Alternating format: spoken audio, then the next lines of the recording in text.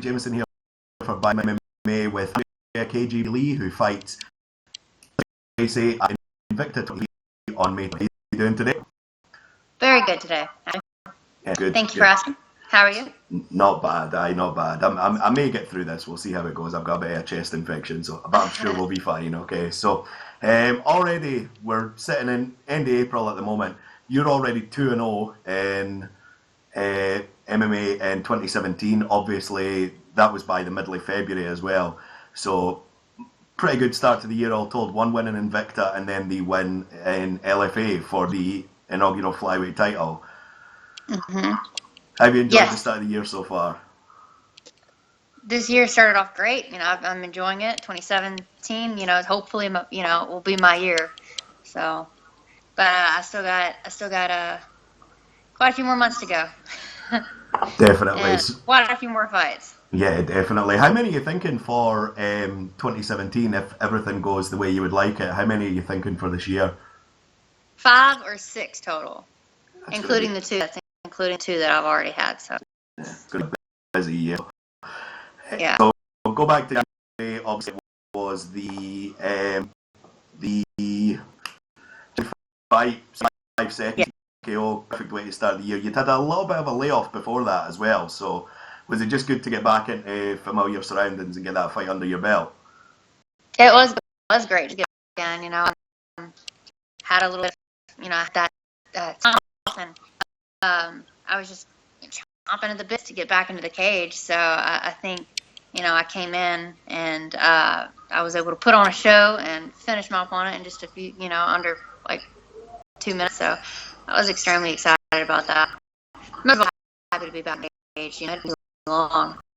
Yeah, definitely very long as well. And then obviously back into LFA, the fight against Heather Bassett for the inaugural LFA Flyweight title. So quite happy to get that win under your belt as well. That took obviously a little bit longer, but it looked like you were pretty dominant through the first 2 rounds. So yeah, she was tough. She was tough. She was stubborn. Yeah, it was one of those. I felt watching that fight after a couple of minutes. It did. Obviously, anything can happen in MMA, but it did feel like you knew how that fight was going to go. But she just wouldn't go away at all. And then obviously it was the 3rd round armbar that did her in. So yes.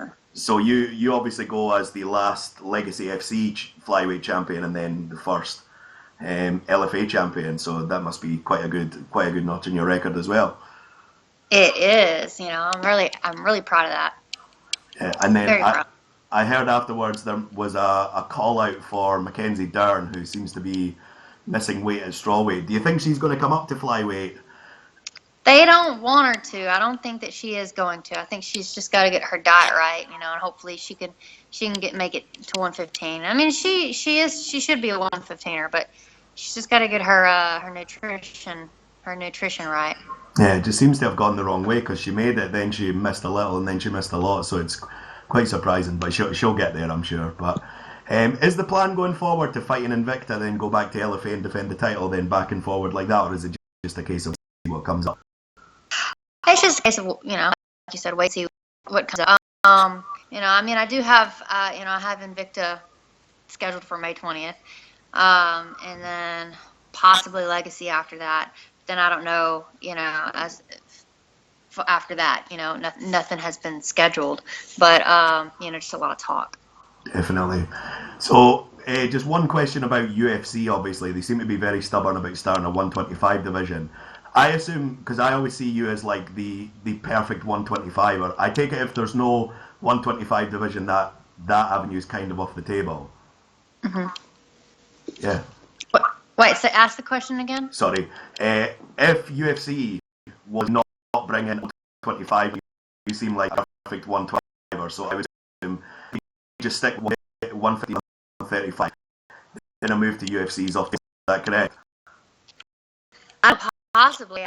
I mean, like, if they chose not to ever bring in the 125, I guess I would just have to talk to, my coach, my husband, who's my manager, and we would go from there. We would discuss it, and, I can't make 115, but if they were to absolutely not bring in the 125, we would talk about going up to 135. But, you know, I'm hearing a lot that they're going to bring in the 125ers.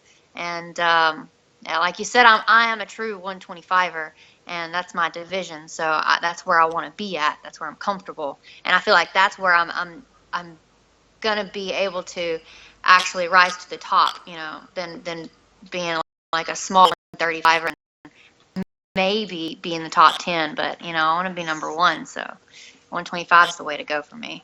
Yeah, I think pretty much every video I do, I end up talking about the lack of a 125 division in UFC, so continues that quite nicely as well, and it definitely needs to happen. So, it does. Looking ahead to May 20th, obviously you got Liz Tracy.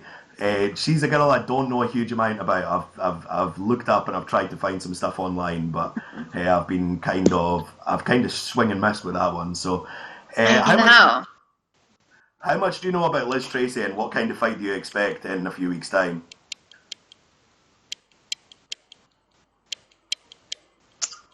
Well, she's a pressure fighter. She's a very good wrestler. She comes forward. Her stand-up's not that great.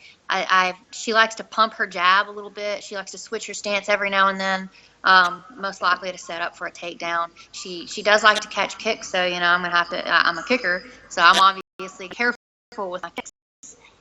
I'm a boxer, too, you know. I'm not saying that I'm a boxer. I started out boxing. I can and brawl, you know? I mean, sprawl and brawl. I'm going to be able to defend what she throws at me, but I do know that she's going to be trying to take me down. So, you know, my best chance to win is to keep it on my feet. You know, I don't want to make it harder on myself. I mean, I could still probably win on the ground too, but why go to her? You know, I just keep it in mind and keep it standing. She is 5'1", and her reach is way shorter than mine. I have like a 69.5-inch reach, and I'm not sure what hers is, but I mean, I probably have like a 10-inch reach on her. And she might have power in her right hand, but I think that's about it. So, I mean, I don't really have to worry about like getting hurt, you know, or getting cut or anything like that. She does this little pump, like I said, with her jab. She doesn't know how to really fire any punches.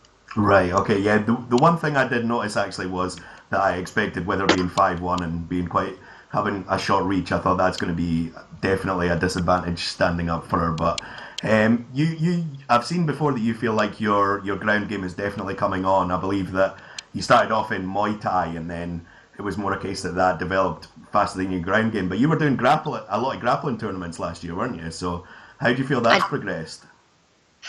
I think that's helped out a lot. I mean, I've not done any grappling tournaments this year since I've started back fighting. You know, I'm just able to fight full time again.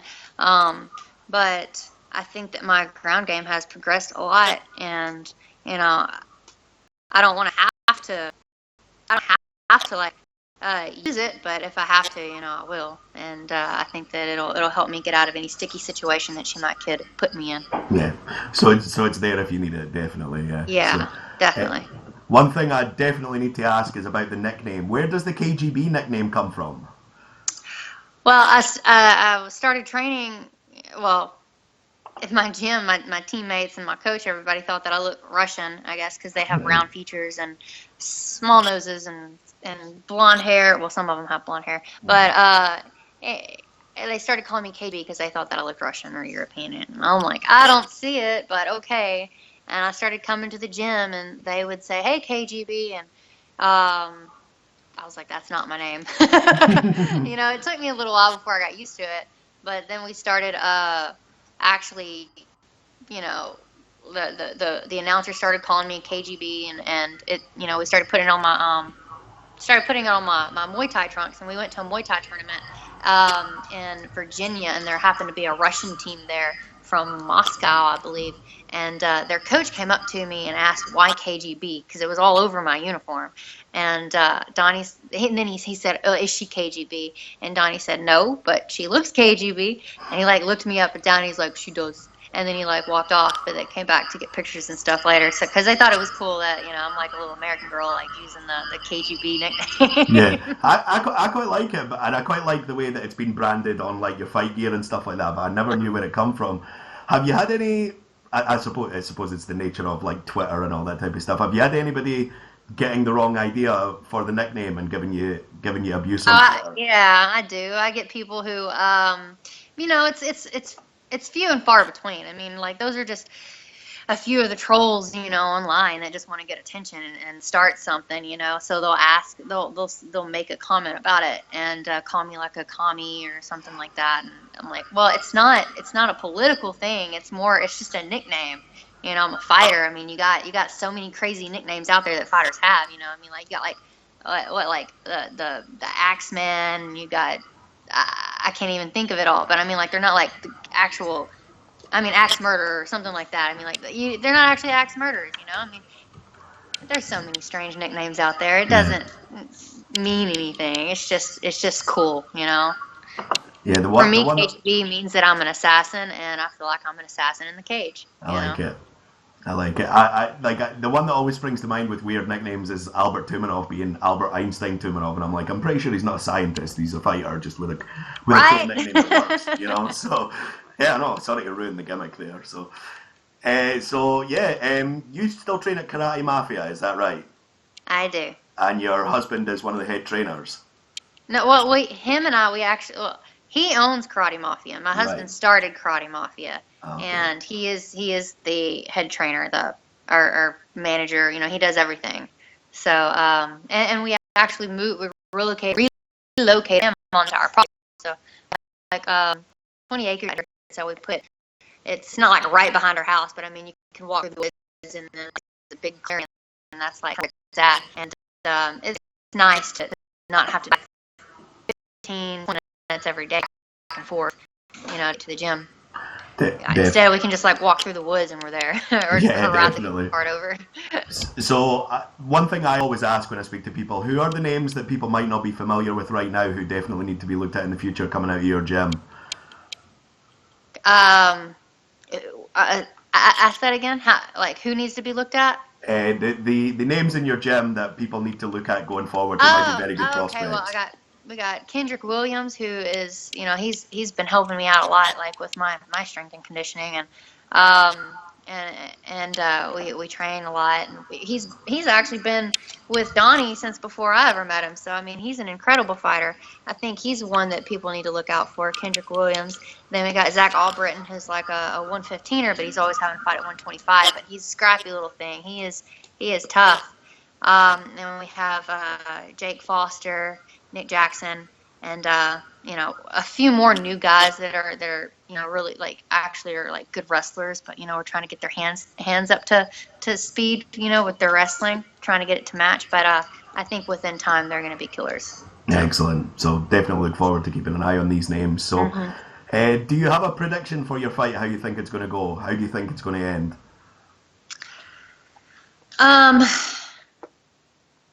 Well, before I move on to that, and also Andy Wynn. I mean, I didn't say her, but I mean, of course, Andy Wynn. But she's already known. People already know her.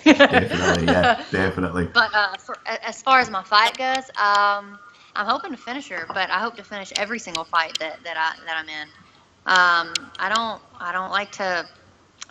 know. I'm not sure if I'm going to get a knockout or a sub. I don't know. I think it might go like the Jenny Lou fight. I'm not saying that I'm going to back her up, but I think I might hit that sweet spot in the body and put her down. That was a sweet body shot. Great way to start the year as well. And now we move on to hopefully 3-0 by the end of May. So, you got any plugs you want to put out just now? Maybe social media sponsors, anything like that? Well, I do actually. Let me go and get my cheat sheet. Okay, no problem. The back of my shirt. Let's see. I'd like to thank Clement Industries, Chillin' Hill, NutraBio, Iowa Bison, X McBride and Mats, tipafighter.com. That's tipafighter.com is, if you like a fighter's performance, you can go and throw them a little bit of a sponsorship is what we'll call it. Instead of tipping, I think it's more like a sponsorship. And Slept Athletics, Fighter Alias, Legacy Playmaker for taking all of my photos, Creative Advertising for printing all of my shirts and my banner, Orkia for sponsoring me and helping me get a new Jeep, which is awesome. Lynette Martin, who I'm fixing to go see because she gives me amazing massages. And Iron Jaw for supplying with custom mouth guards. Fire Sprinkler Services. Inc. Billy Styles for making my awesome cowboy hats, you know. And also Lee's Heating and Air, which is actually, you know, my Uncle Kenneth. He's sponsoring me, so, you know, shout out to my Uncle Kenneth. And also MMA Roadhog. And hopefully, I think I got everybody. Yep. So, oh, and then, of course, I want to thank Donnie Aaron and Andy Wynn and Kendrick for being there for me, always. Excellent. So, yeah, we'll let you go just now. All the best for May 20th. Hope it goes good for you. Thank you. I really appreciate it. I hope so too. And then maybe we can talk again after the fight. Excellent. We'll make a deal right now. So, thanks very much, Andrea. Thank you. By the way, I love your accent. I know it's not bad, is it? I love it. I feel like all I could really do is sing a bit of Macy Gray at the moment with this throat. So, yeah, it's not. I feel like I'm talking to Gerard Butler. a bit heavier, but there you go. So, well, I appreciate it. It's been fun, and we'll definitely do it again. No problem. We'll speak again soon. All right. Take care. You too. Bye-bye. Thank you.